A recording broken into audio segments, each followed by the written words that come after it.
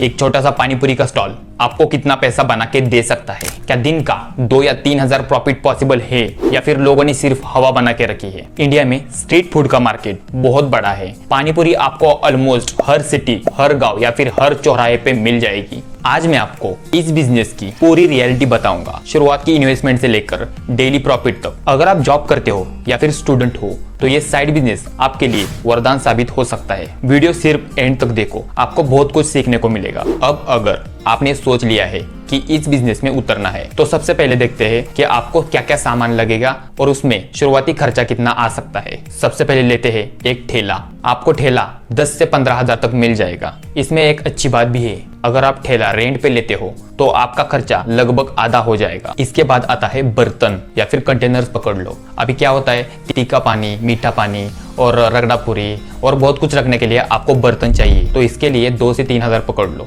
उसके बाद आता है आपका रॉ मटेरियल। तो शुरुआती रॉ मटेरियल का खर्चा थोड़ा ज्यादा हो सकता है, तो पकड़ के चलो 1 से 2 हजार रुपए। और उसके बाद फूड लाइसेंस, तो इसका हो गया लगभग 1 से 2 हजार रुपए। तो इस पानीपुरी बिजनेस का शुरुआती खर्चा 18 से 20 हजार तक हो सकता है। ये लोकेशन पर डिपेंड करता है। अब आपने अपना ठेला सेट कर लिया है तो देखते हैं रोज का खर्चा कितना आ सकता है। तो सबसे पहले पकड़ लेते हैं पानीपुरी का पैकेट। उसमें 50 पूरियां होती है और उसका कीमत होती है लगभग 30 रुपए या 40 रुपए। तो आप 10 पैकेट भी लोगे तो 300 रुपए में आपका काम बन जाएगा। उसके बाद सब्जियां लगती है, आलू, मटर, चना, पुदीना हो गया, सफेद नमक हो गया, काला नमक हो गया और बहुत कुछ चीजें लगती है। तो इसमें लगभग 500 या 600 रुपए पकड़ लो। प्याज भी लगता है। उसके साथ बाकी मसाले पकड़कर 200 पकड़ लो। और उसके बाद आपको डिस्पोजेबल प्लेट्स लेने पड़ेंगे और गैस और आइस पकड़ लो। अब पानीपुरी के स्टॉल पे आइस किस काम के लिए आता है वो आप मुझे कमेंट में बताओ। तो डेली रॉ मटेरियल का खर्चा 1000 से 1200 रुपए हो सकता है। अब गोलगप्पे का रेट हर जगह पे अलग अलग होता है। कहीं पे 10 रुपए प्लेट मिलता है तो कहीं पे 30 रुपए प्लेट मिलता है। तो हम लोग एवरेज 20 रुपए प्लेट पकड़ के चलेंगे। और अगर दिन का 200 प्लेट भी बेचोगे जो कि आराम से हो जाएगा अगर आप मेरे बताए हुए पॉइंट्स याद रखते हो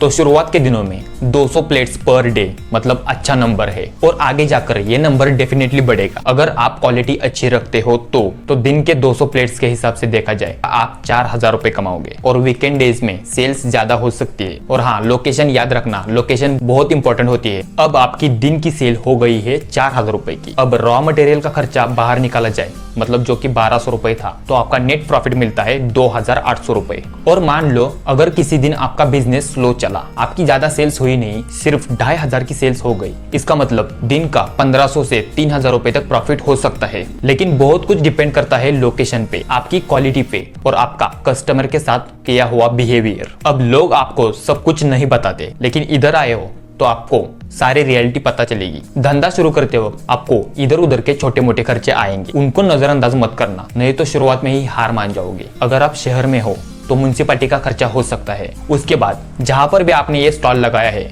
उस जगह का अगर रेंट देना है तो उसका रेंट का देखना पड़ेगा। उसके बाद अगर आपने अपने स्टॉल पे किसी को काम पे रखा है और आपने सिर्फ इस बिजनेस में पैसा इन्वेस्ट किया है तो उस आदमी की सैलरी हर महीने देनी पड़ेगी 10 से 15 हजार। बारिश के दिनों में ये बिजनेस स्लो हो सकता है तो उसका ध्यान रखना होगा। कई बार आपका रॉ मटेरियल वेस्ट भी होगा तो उसमें थोड़ा लॉस हो सकता है। सारे पॉइंट्स पूरी रिसर्च के साथ बता रहा हूँ। तो एवरेज प्रॉफिट 2000 रुपए मान लेते हैं और आपके 26 वर्किंग डेज मान लेते तो 2000 इंटू 26 मतलब 52,000 रुपए महीना। और उसमें से इधर उधर का सारा खर्चा निकाला जाए तो आपका नेट प्रॉफिट हर महीने बचता है 30 से 40 हजार रुपए। ये सिर्फ पहले 6 महीने का बता रहा हूँ। अगर आपका एक बार नाम हो गया उसके बाद तो भाई साहब आपकी तो निकल पड़ी। अपने एरिया में नाम कमाने के लिए आपको क्या करना पड़ेगा, आपको मार्केटिंग करनी पड़ेगी। लेकिन मार्केटिंग कैसे होती है, आपको कस्टमर के साथ अच्छा बिहेव करना होगा। जो भी होगा लड़का लड़की उसको रिस्पेक्ट दो। आपको क्वालिटी में जरा भी कॉम्प्रोमाइज नहीं करना है। लोकेशन प्लान कर लो कि कहाँ पर आपका स्टॉल होगा। तो जब मैंने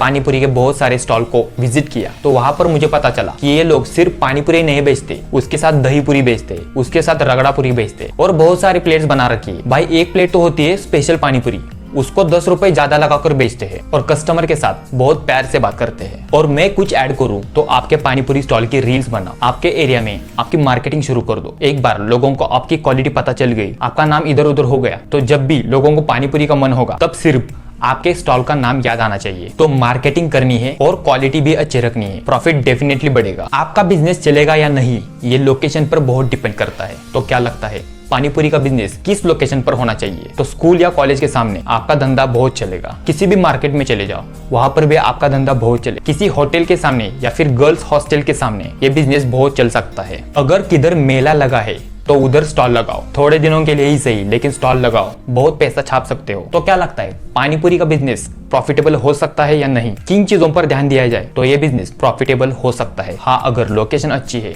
टेस्ट भी अच्छी है, पहले सीखो कि कैसे बनाते हैं, लोगों की राय लो, पानीपुरी में उनको क्या पसंद है क्या पसंद नहीं है, और सबसे इम्पोर्टेंट चीज है साफ सफाई रखो। अपने स्टॉल पर गंदगी होगी तो मक्खियां आएगी, और गंदगी का मतलब कस्टमर धीरे धीरे कम होता चला जाएगा। शुरुआत में धंधा सेट होने तक थोड़ा टाइम लग सकता है।